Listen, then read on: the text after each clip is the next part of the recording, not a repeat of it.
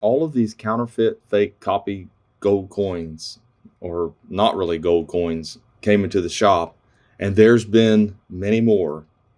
And we're going to talk about that in this video. And I want to tell you a real quick story. But first, I want to share a couple books. Fake Coin Bible. I have tried to get a hold of the author of this.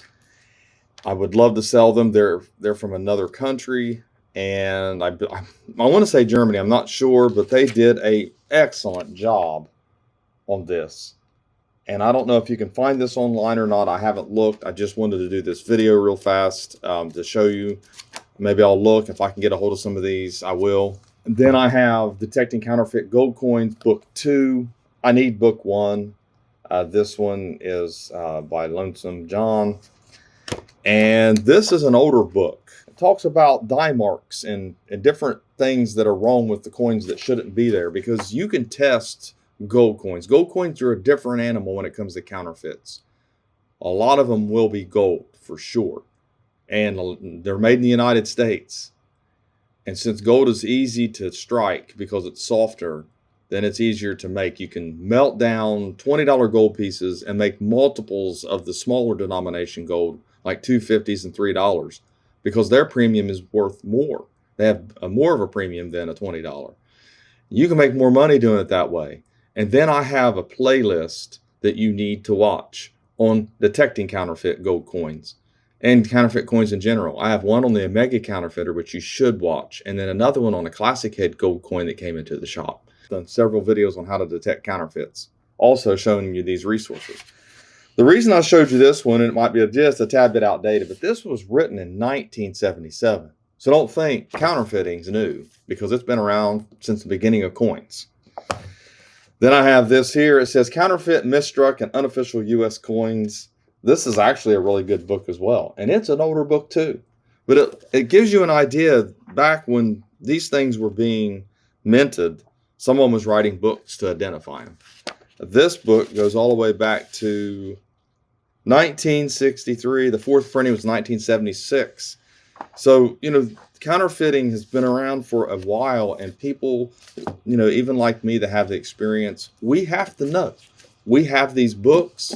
Then there's other references I want to show you as well. There's something else. NGC has a really good reference for this. You can go to NGC's website, and here is the front page. Just type in NGC counterfeit detection, and it will come up with cast counterfeits, spark erosion, electrotypes, transfer dye counterfeits, altered dates, and altered mint marks.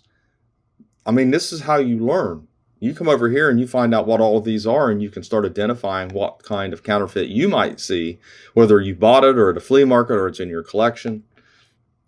Now, you can click on this. There's the counterfeit Chinese coins and counterfeit world coins. I clicked on the 50.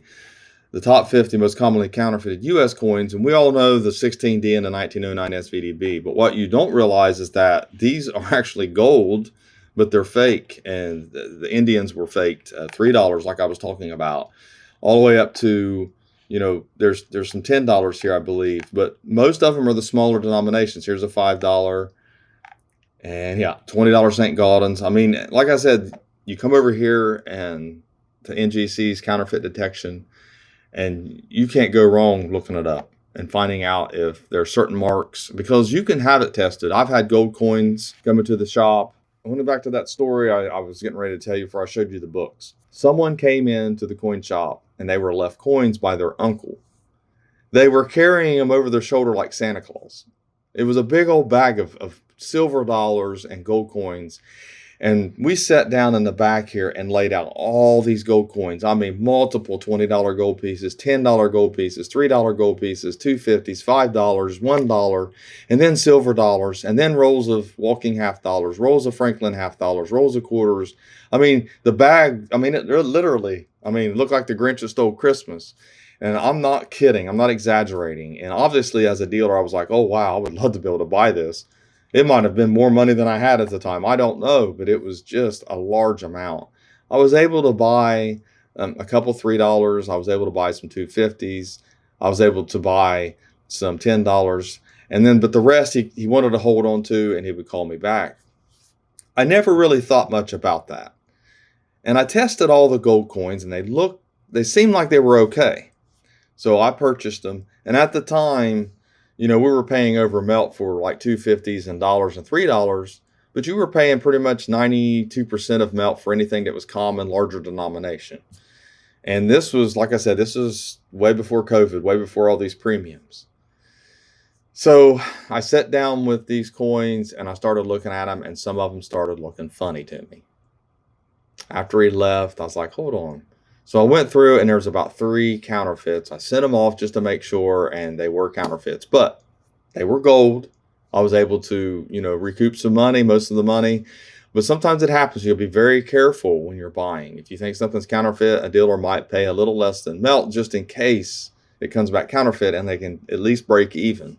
Because I sent them all off to have them melted. I wish I would have saved them. At the time, I wasn't doing these videos, and I wish I could have saved them so that I could, show them off now. But anyways, I do have some stuff I want to show you, just some things that come into the coin shop often that people ask about. So these I see a lot, and they're plated. They're not gold. Some of them will be layered in gold, plated in gold. This is not. And sometimes I have copy down here. Anytime you see copy on something like this, it's not a real US Mint product. This came into the coin shop and it has gift on it. And when you turn it over, you can see that it's a 1852 and it's D. Anybody know what the DeLonga Mint in Georgia? Yeah, you definitely know that that's not real. And someone wouldn't put it in a 2x2 and then put gift on it.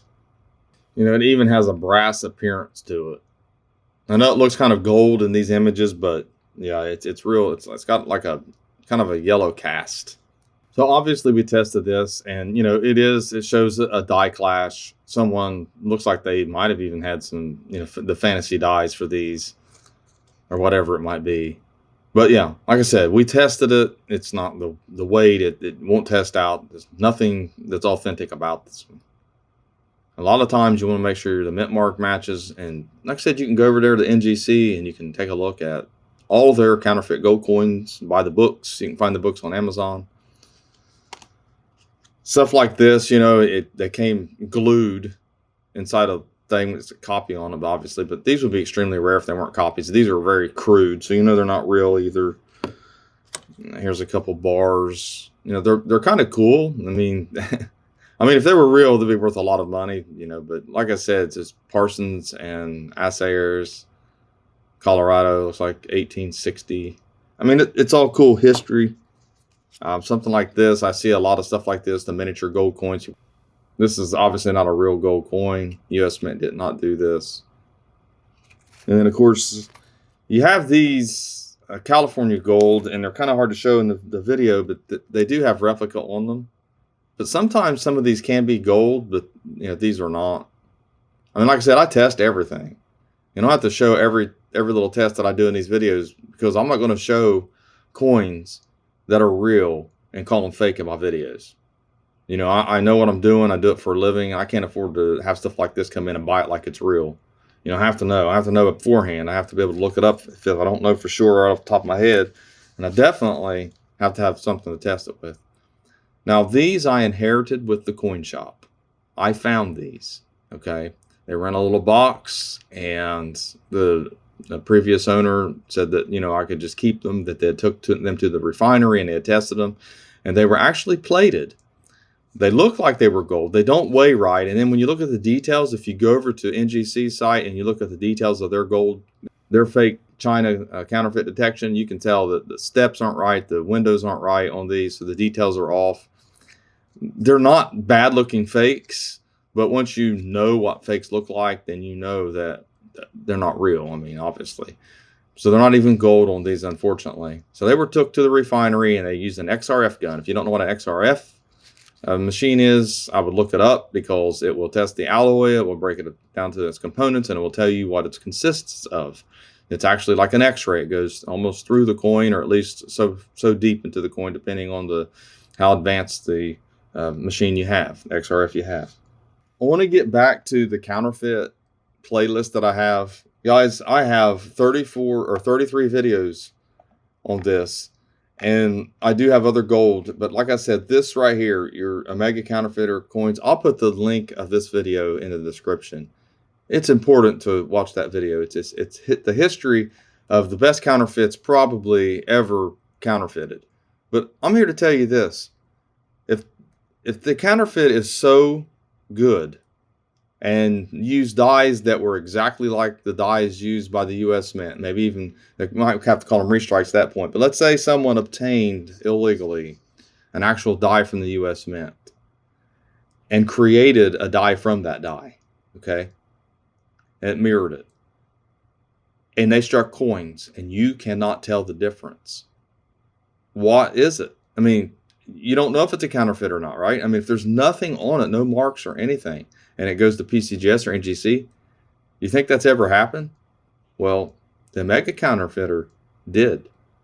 And someone discovered something that they started doing to them. They put a little R, or a little Omega symbol, I'm sorry, in the R, the leg of the R on the coin, and someone saw it and realized that these were fakes.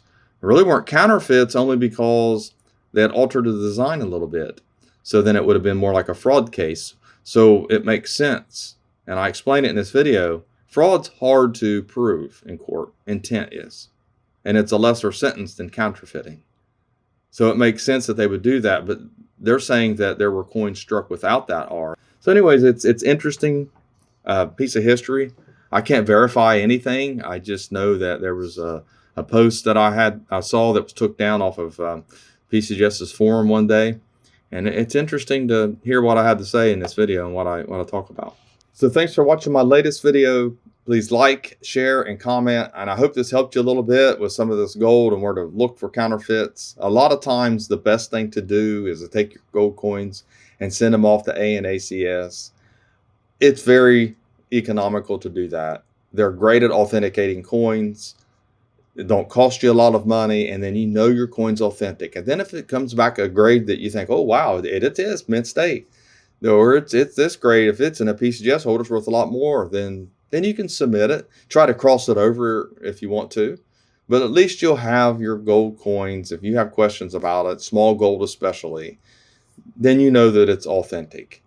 You know, that's how I do it here at the shop. If there's anything that is a little off to me, I just go ahead and I send it to Annex. So with that, have a great day.